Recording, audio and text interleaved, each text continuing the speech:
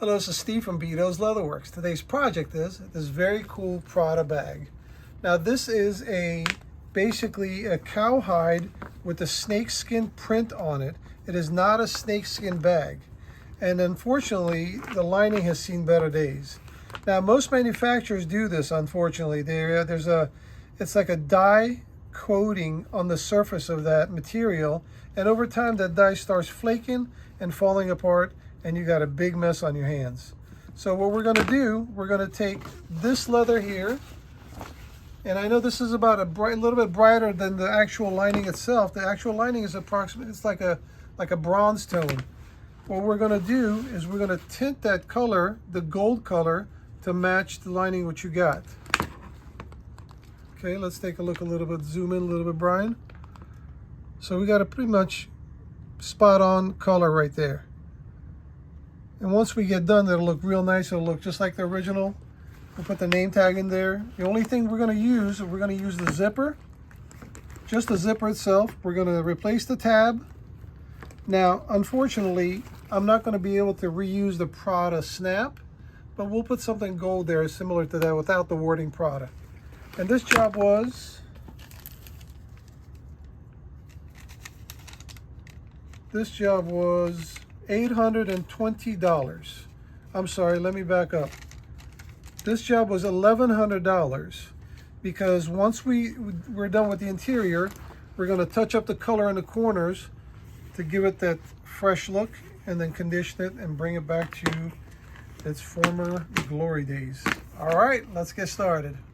All right, first things first, it's time to trigger some people.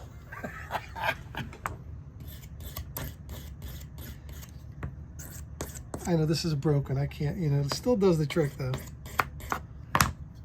All right, now we're going to do, basically, we're going to take the bag apart. We're going to make a pattern of the old material with the new leather. We're going to cut it, and then we're going to go ahead and dye the leather, basically to tint that shade to make it look like the original. This material gets really, really sticky. It sticks to your hand, sticks to the knife blade. But you gotta do what you gotta do.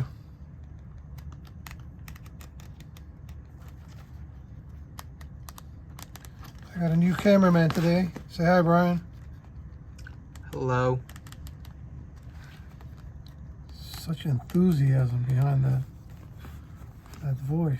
Right, so we've got one side of the bag apart. If you guys can see the secondary stitch here, the lining is stitched to the body of the bag. Now, why do manufacturers do that? Sometimes they'll stitch it on the bottom too, bottom corners. So they do that, they attach it from the inside, so as you're taking stuff out, the lining doesn't come out with it. Now, it does happen sometimes, but that's why some manufacturers will do the corners. We'll stitch it on the bottom corners there. Some, they'll do it on the side. This Prada is done on the side. So this is just another piece of stitch we got to remove in order to take it out.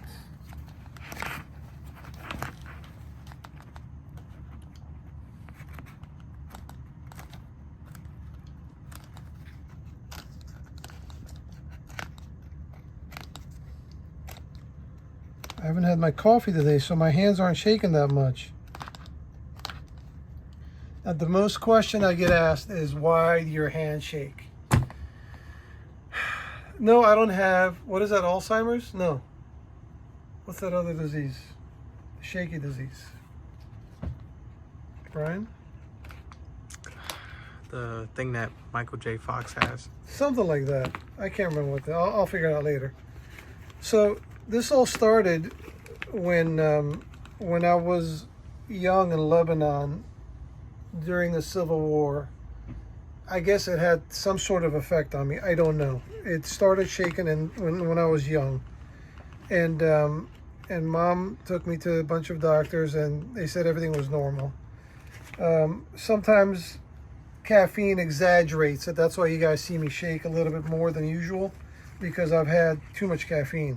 Well, when I say too much, it's just regular Armenian coffee, you know, which for some people it's strong as hell. They don't want to touch that. So that's the reason why my hands shake. I don't really know why. I mean, I've done a lot of detailed drawings in my younger years, so it's never affected me that way. I know visually when you're watching me, it's kind of like, man, what the hell is wrong with this guy? He's got all the shakes. Sometimes I joke around in some of the comments section. I say that I'm a recovering meth addict. And they believe me. No, I'm not a recovering meth addict. I'm not recovering. I'm still doing it. I better be careful. They might believe me, some people. Silly people.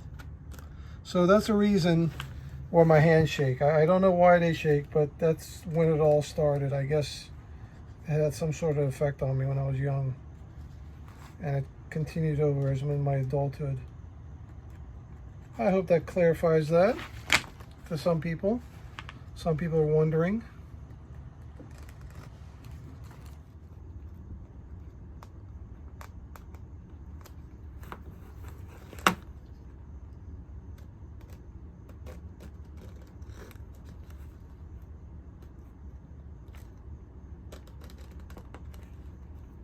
So whenever I take something apart, I always tend to mark it so I don't forget how I took it apart. So this is the back of the bag where the label is and the pocket is, right? So we're going to put an X right here, and we're going to put an X right here. And we'll take that X and duplicate it on a new pattern. That way we know that that part is the back of the bag.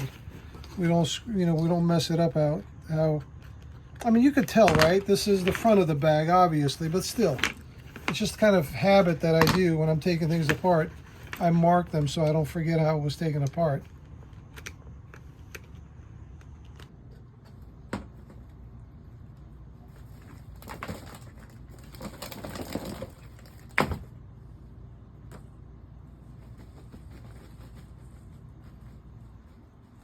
So whenever you're making something, these are basically the marks that are on the lining on both sides. So when you're stitching it, those marks should line up. So if you look here, you got one in the center, you got one in the corner, one on the side, bottom corner. So if you look on the other side, see how it has on the other side also? So they both match. So when you're stitching them, you're going to do the same thing. When you take it apart, you mark those, and as you're stitching it, everything should line up. So even with those little marks there, I still put my own mark because obviously this yellow line is much easier to see than trying to look for that little dimple in the corner of the material. This way it's a lot easier as I'm making my pattern to duplicate those marks.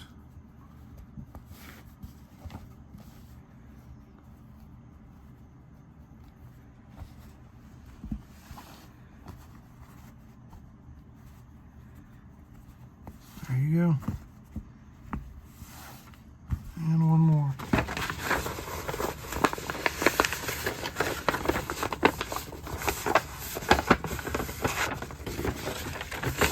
Every time I do these linings, I like making paper patterns. I want to make sure that I got it right. Now, for the side panels, we're only going to do one because they're both the same size. They're both the same size basically.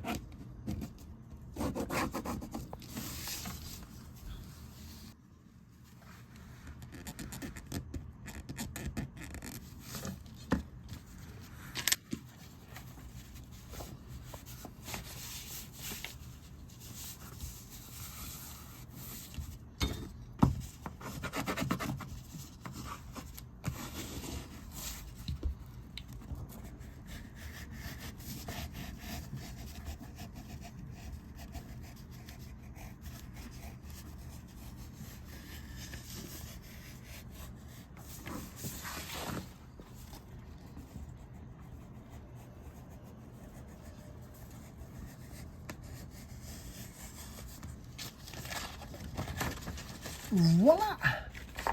And we got one pattern down. All right, we got our side panel, the second panel. This is the bottom gusset. And these are the next to the zipper gussets. This is the pocket inside the zipper pocket lining.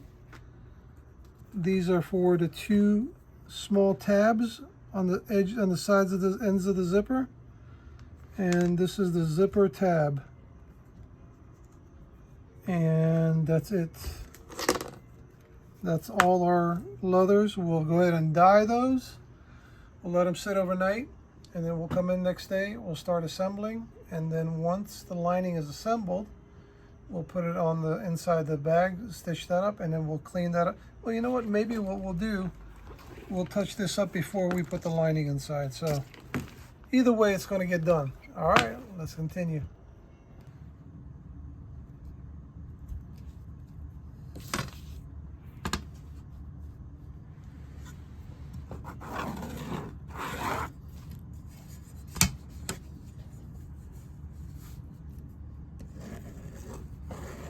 Now this is the most important part of the job, because if you make the pattern wrong, then you're going to follow it. You're going to follow the wrong pattern, and it's not, from this point on, everything will be wrong.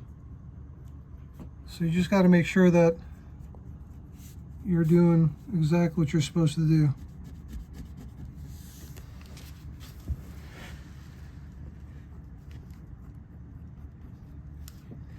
Now, I'm not a pattern maker per se, but I made a few in the past. And right here, while we're here, we're going to mark transfer our marking to the paper.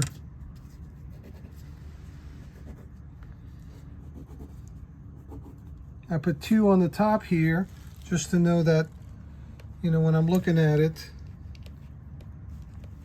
I know exactly where it's going to go because it's got 2 markings there. On the other side, I put 3 marks on the top and 2 on the sides. This makes it a lot easier because when you're looking at this piece here, you can tell which side is which just by the markings, obviously. If you put 1 mark and 1 mark, then you're like, damn, which one was it? Which one was the right? Which one was the left? This way, one side, they all have double marks. The top has 3. The other one has single marks. The top has 2. I hope that helps you guys in making patterns. All right, let's continue.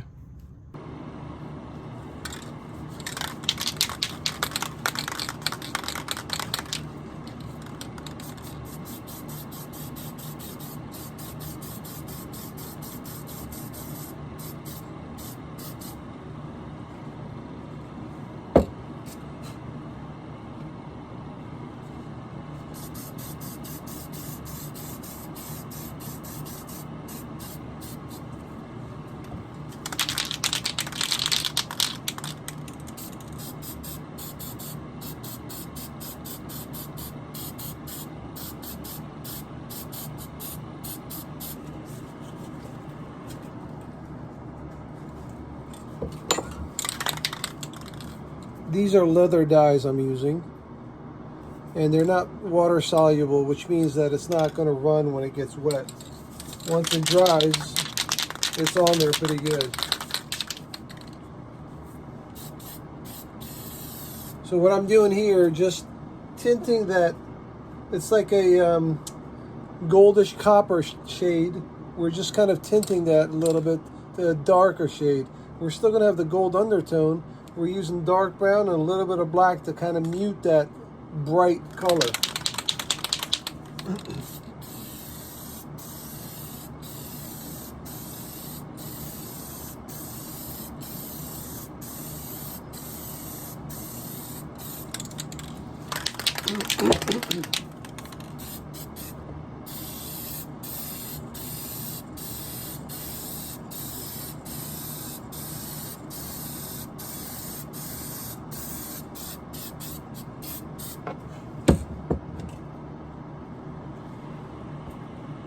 And that gives us that shade that we're looking for.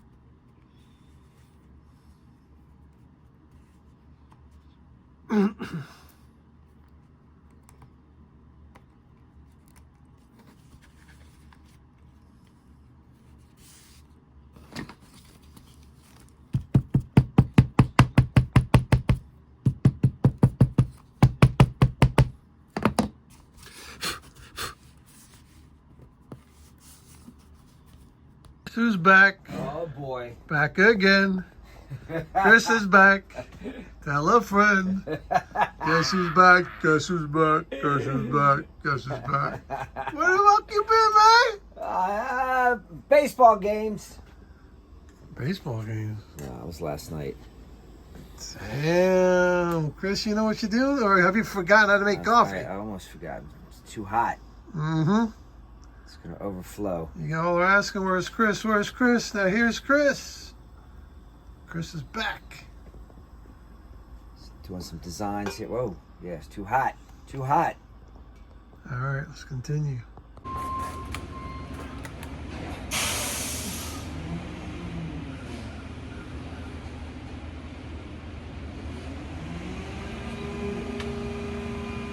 Went to Susan's. We had a show Friday night. No, it's a show over in at a carnival space where they race horses in Virginia, down in Woodbine.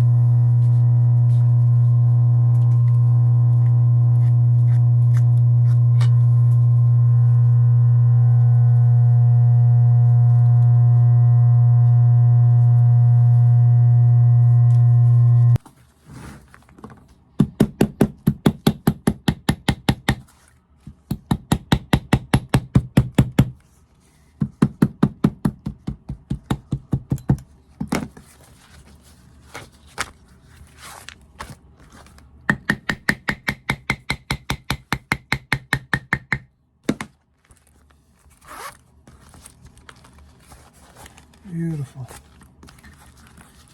Beautiful. All right, we've got the lining done. And now we're going to glue it in the purse and stitch it up, and it should be done in a little bit. We're making progress. All right, welcome back. We are done with another project. And we added some colors in the corners. We touched it up a little bit, conditioned the whole thing. We water repelled it, and I think it turned out pretty good. Now I know it looks like it's dark brown, but in actuality it's a very similar color to what we had,